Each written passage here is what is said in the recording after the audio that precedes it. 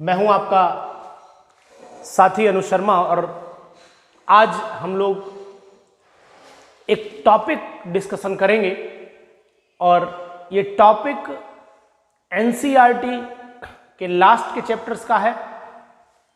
क्या टॉपिक है उसका एक पार्ट, एक हिस्सा आज हम आपके साथ में डिस्कस करेंगे। तो पूरी वीडियो को देखिएगा, ध्यान से देखिएगा, हमारे साथ बने रहिएगा तो आपको समझ में आएगा कि ये पॉलीमराइजेशन होता क्या है, ये पॉलीमर्स होते क्या है। पॉलीमर्स को मैक्रोमोलिक्यूल्स भी बोलते हैं। क्यों बोलते हैं, पॉलीमर्स का कंसेप्ट क्या है, ये पूरी डिटेल हम आज आपको इंट्रोड्यूस करवाएंगे इस वीडियो के थ्रू। तो प्लीज अपने दोस्तों तक ये वीडियो जरूर पहुंचाइएगा, इसको सब्सक्राइब करिएगा और अपने दोस्तों तक भी इसको शेयर जरूर करिएगा। तो क्या है आज का टॉपिक? आज का टॉपिक हमारा है पॉलीमर्स। ये पॉलीमर्स होते क्या है पहले ये जानते हैं। आपने देखा है कि माला देखी है आपने, जो गले में पहनने वाली मोतियों की माला ले लीजिए। मोती की माला में एक मोती बार बार रिपीट होके एक पूरी माला तैयार कर देता है। तो जो मोती है वो एक मोनोमर का काम करता है और एक बड़ा सा मॉलिक्यूल तैयार हो जाता है, जिसे आप माला बोलते हो, उसे हम क्या बोलते हैं, पॉलीमर बोलते हैं। तो सेम कंडीशन कि जब छोटी छोटी मोनोमर यूनिट्स आपस में कंबाइन करके एक बड़ा मॉलिक्यूल तैयार कर देती हैं तो उसे हम लोग बोलते हैं पॉलीमर, और ये फिनोमिना कहलाता है polymerisation. It means when small units of monomers on repetition to form a long chain compound, and this compound is called polymer and this phenomena is known as polymerization। तो polymers का मतलब क्या हुआ और monomers का मतलब क्या हुआ, दोनों बातें आपको क्लियर कर देता हूं। जैसे कि मान लीजिए आपने ये एक इथीन का मॉलिक्यूल लिया, इथीन के n मॉलिक्यूल आपने ले लिए, ये इथीन है, जिसे आप इथाइलिन के नाम से भी जानते हो, तो हम लोग इसे इथीन बोलते हैं।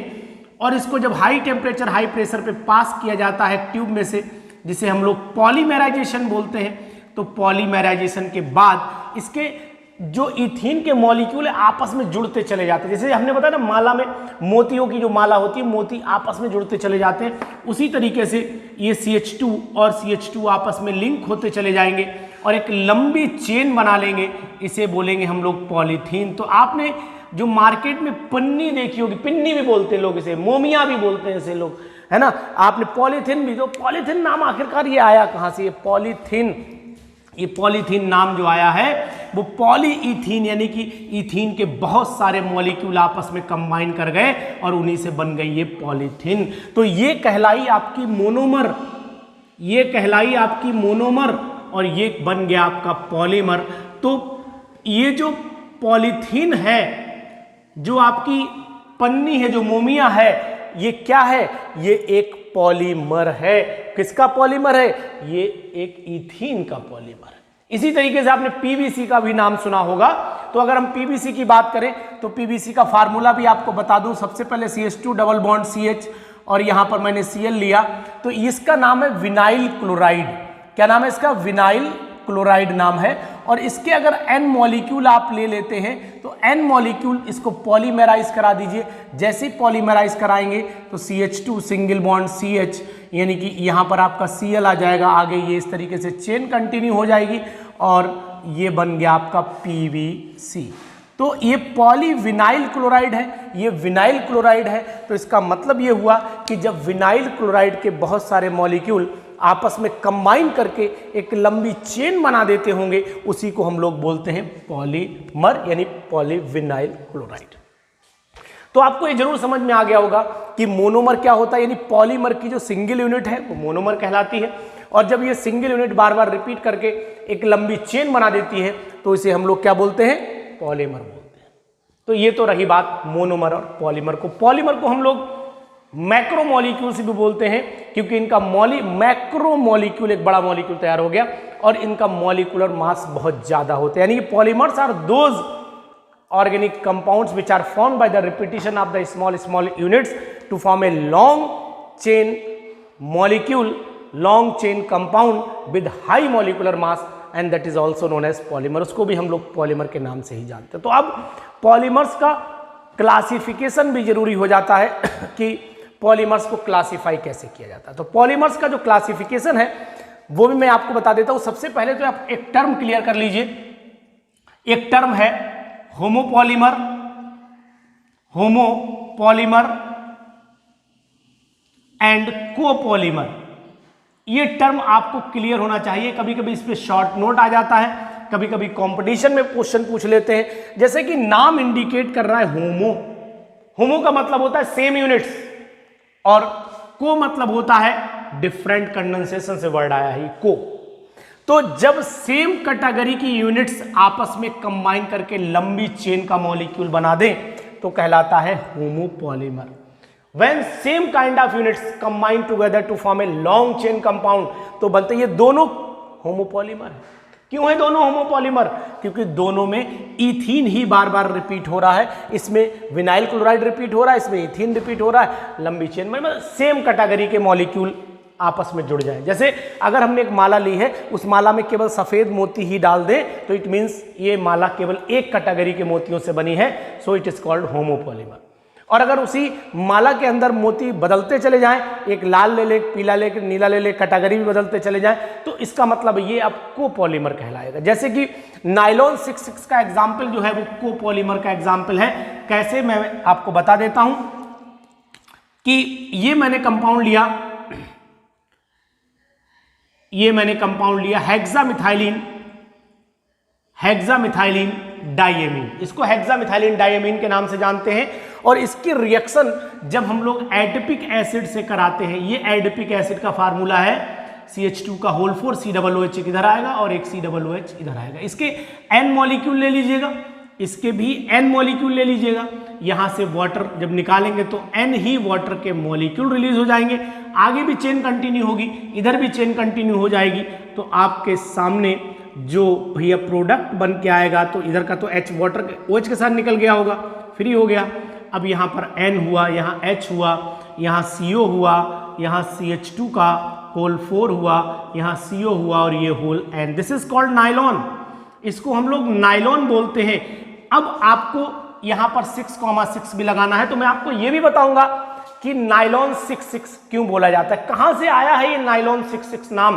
तो आपको बता दूं कि नाइलॉन, अगर आप नाइलॉन को ब्रेक करके देखें, ध्यान से ब्रेकिंग करके चेक करिए, तो NYLON नाइलॉन। N का मतलब है न्यूयॉर्क और LON का मतलब है लंदन। यानी कि ये जो नाइलॉन की डिस्कवरी है वो दो साइंटिस्टों ने की थी, और एक न्यूयॉर्क को बिलोंग करता था और एक लंदन को बिलोंग करता था, इसलिए नाम रखा गया इसका नाइलॉन। अब आपको ये बात भी बता देता हूं कि इसमें टर्म 6,6 क्यों आया। अरे दोनों जो तुम सोच रहे हो वो नहीं थे, यानी 6 दोनों नहीं थे।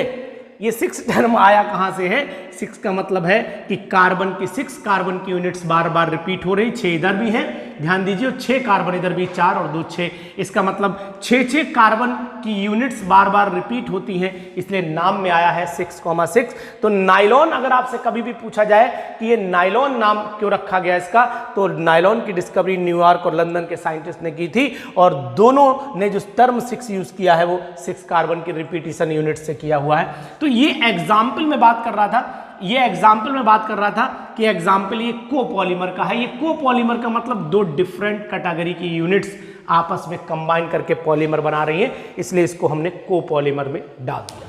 अब हम लोग क्लासिफिकेशन की बात कर लेते हैं। तो क्लासिफाई कैसे किए गए हैं polymers? What is the classification of polymers? Polymers का क्लासिफिकेशन है क्या? तो पहला क्लासिफिकेशन है on the basis of source, यानी कि नेचर में कैसे कैसे पॉलीमर बने हैं उसके हिसाब से। तो सबसे पहले classification on the basis of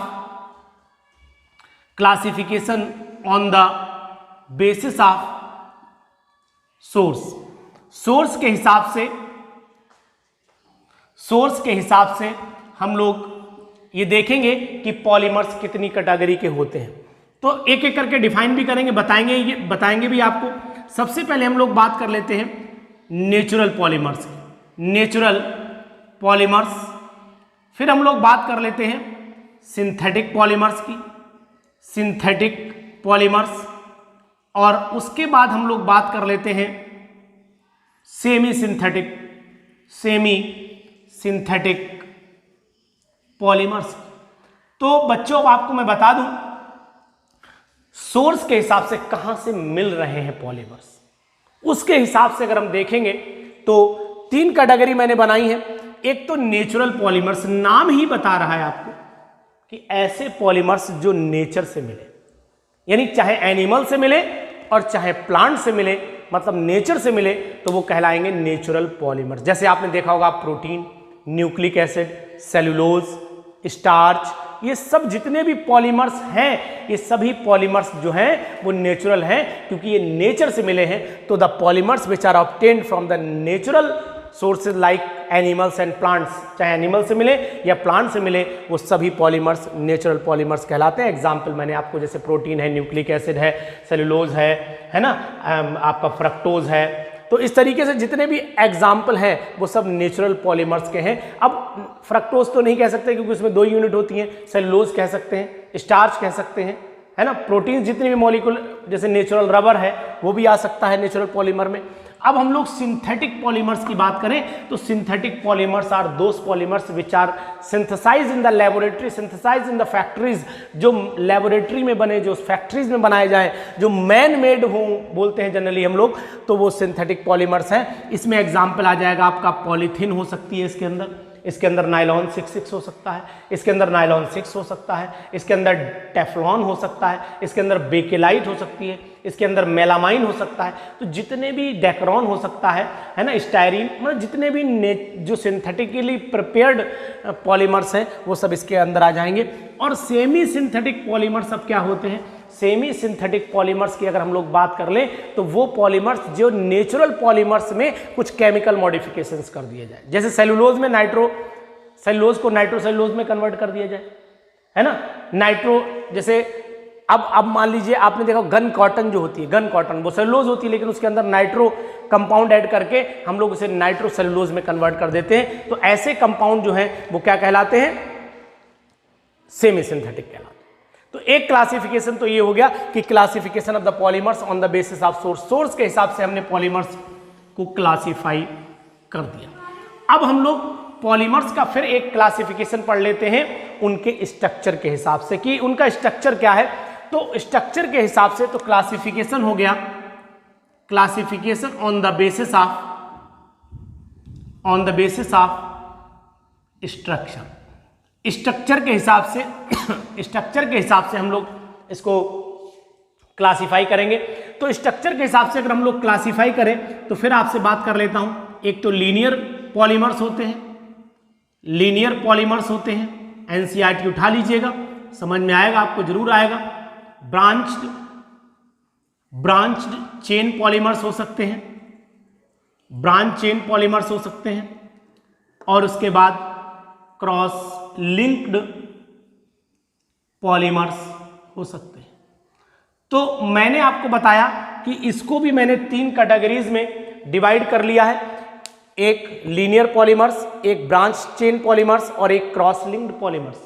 तो जो लीनियर पॉलीमर्स हैं, ब्रांच चेन, उनको सबको एक एक करके डिस्कशन भी कर लेते हैं। लीनियर पॉलीमर्स वो पॉलीमर्स होते हैं जिनमें सिंपल यूनिट्स एक चेन में जुड़ती चली जाती है, चाहे वो चेन जिगजैग हो या सीधी, उससे मतलब नहीं। चेन अगर सीधी उसमें ब्रांचिंग ना निकली हो, मतलब कार्बन की ऐसे करके चेन बनती चली जाए, इधर उधर ये ब्रांचेस नहीं आनी चाहिए, ऐसे बोलते हैं लीनियर पॉलीमर्स। और डायग्राम के थ्रू अगर आप दिखाना चाहें तो लीनियर पॉलीमर्स में आप इस तरीके से डायग्राम भी बना के दिखा सकते हैं, आप ऐसे करके बना सकते हैं। तो linear polymers are those polymers in which monomer units combine together to form a long chain without any branch, उसमें कोई ब्रांच नहीं निकलनी चाहिए। और ब्रांच चेन पॉलीमर्स क्या होंगे? ब्रांच चेन पॉलीमर्स वो पॉलीमर्स होंगे जिनमें कार्बन की ब्रांचेस निकल सकती हैं, लेकिन एक बात आपको ध्यान रखनी पड़ेगी, ये ब्रांचेस जो हैं वो आपस में कहीं पर भी लिंक नहीं। इस वाली चेन की ब्रांच इसकी अपनी रहेंगी, इस वाली चेन की ब्रांच इसकी अपनी रहेंगी, यानी कि एक दूसरे से, ये मान लेते हैं हम कि ये हमारा हाथ है, ये एक चेन है, ये एक चेन है, इसमें से ये ब्रांच निकल गई, ये ब्रांच निकल गई, इसमें से भी ये ब्रांच ऐसे करके निकल गई, लेकिन ये दोनों, ये चेन अलग जा रही है, ये चेन अलग जा रही है, आपस में कहीं लिंक नहीं है। This is called branch chain polymers. अब अगर क्रॉस लिंक पॉलीमर्स की बात करें तो जो पॉलीमर्स की जो चेन है ये चेन आपस में क्रॉस लिंक कर जाती, कहीं ना कहीं जुड़ जाती है, तो इसको बोलते हैं हम लोग क्रॉस लिंक पॉलीमर्स। जैसे मेरा ये हाथ है, ये फिंगर यूं करके मिल गई, अब ये क्या हुआ, अब ये हिल नहीं सकता, दोनों एक साथ चलेंगे जब भी चलेंगे। इससे क्या होगा, मजबूती आती चली जाएगी। भाई अगर एक चेन आपसे, ये एक चेन है, एक चेन है, दोनों को आप जोड़ दीजिए आपस में ऐसे करके लिंक कर दीजिए, तो अब क्या हुआ, हाथ तो मजबूत हो गया ना। तो उसी तरीके से क्रॉस लिंक्ड पॉलीमर्स बहुत ही मजबूत पॉलीमर्स होते हैं, क्योंकि इनमें क्रॉस लिंकिंग हो जाती है। जैसे बेकेलाइट कुकर का हैंडल देखा होगा आपने, कुकर का हैंडल जो होता है वो बेकेलाइट का बना होता है, जो क्रॉस लिंक्ड पॉलीमर्स है। और क्रॉस लिंक्ड पॉलीमर्स आपने देखा हो, कुकर का हैंडल जल्दी नहीं टूटता है। जो इलेक्ट्रिकल स्विचेस आपके घर में जो बटन लगे होते हैं, वो बटन भी क्रॉस लिंक के ही होते हैं, वरना तो एक घूसा मारो टूट जाए ना, टूटते नहीं है वो, है ना। वो अगर टूटे तो फिर आप हथौड़ी चलाइए तभी टूटेंगे, उससे पहले नहीं टूटने वाले। आप सोचेंगे नहीं साहब फूंक मार दे टूट जाए, तो ऐसी संभावनाएं नहीं है उसके अंदर। तो ये सब क्रॉस लिंक्ड पॉलीमर्स के एग्जांपल है। लीनियर पॉलीमर्स में आपने देखा होगा, पॉलीथीन है, पीवीसी है, मुड़ जाते हैं ना, ये जो सॉफ्ट होते हैं लीनियर पॉलीमर्स होते हैं। क्रॉस लिंक्ड अगर ब्रांच चेन पॉलीमर्स की बात करें, ये थोड़े से हार्ड होते हैं बहुत ज़्यादा, यानी इनकी जो रिजिड पावर होती है वो इसके कंपैरिजन में थोड़ी सी ज़्यादा होती है, बाकी और कोई इनमें बहुत बड़ा वेरिएशन नहीं होता। तो मैंने आपको एक क्लासिफिकेशन ये बता दिया कि cross branch, linear, branch chain और क्रॉस तरीके से कैसे होते हैं। अब मैं आपको बता देता हूं कि उनके इंटरमॉलिक्यूलर फोर्सेस जो होते हैं उनके हिसाब से, on the basis of intermolecular forces की बात कर लेते हैं। तो इंटरमॉलिक्यूलर फोर्सेस के हिसाब से पॉलीमर्स कितनी कैटेगरी में डिवाइड किए जाएंगे वो भी मैं आपको बता रहा हूं। तो on the basis of intermolecular forces, intermolecular forces के हिसाब से पॉलीमर्स कितनी कैटेगरी के में डिवाइड कर सकते हैं। तो सबसे पहले तो हम बात कर लेते हैं कि इंटरमॉलिक्यूलर फोर्सेस होते क्या।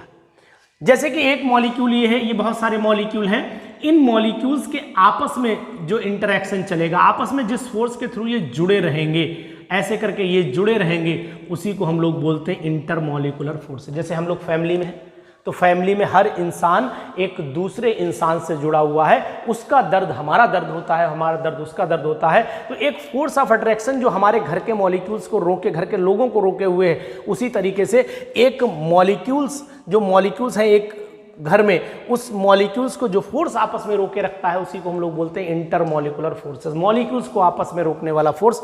तो किसी में कम होता है, किसी में ज़्यादा होता है। फैमिली में भी देख लीजिए भाई, हो सकता है बहुत से परिवार में लोगों के प्रति लगाव थोड़ा कम होता है, कभी कभी देखा लगाव बहुत होता है, कभी कभी लगाव ना होता है, जाओ नहीं जाना है कोई मतलब नहीं होता। तो इसका मतलब हुआ कि कुछ जगह ऐसा था, अरे मेरा लल्ला कहाँ चला गया, गायब हो गया भैया, ढूंढो, तो बहुत ज़्यादा अट्रैक्शन होता है। कुछ जगह अरे लल्ला तो आ ही जाएगा शाम को लौट के। तो कुछ जगह बहुत ज़्यादा अट्रैक्शन होता है, कुछ जगह कम होता है, उसके हिसाब से फैमिली भी कैटेगराइज हो जाती है। तो हमने यहाँ देखा इंटरमॉलिक्यूलर फोर्सेस के हिसाब से एक होते हैं इलास्टोमर्स, है ना। इलास्टोमर्स देखें तो इलास्टोमर्स कौन से होते हैं, एक होते हैं आपको पता है इलास्टोमर्स, इलास्टो नाम ही बता रहा है इलास्टोमर्स होते हैं, फिर दूसरे फाइबर्स होते हैं, फिर थर्मोप्लास्टिक होते हैं, फिर थर्मोसेटिंग प्लास्टिक होते हैं। तो सबसे पहले हम लोग बात कर लेते हैं, एक होते हैं इलास्टोमर्स और दूसरे होते हैं फाइबर्स, नाम ही बहुत कुछ इंडिकेट करता है। तीसरे होते हैं थर्मोप्लास्टिक्स और चौथे होते हैं थर्मोसेटिंग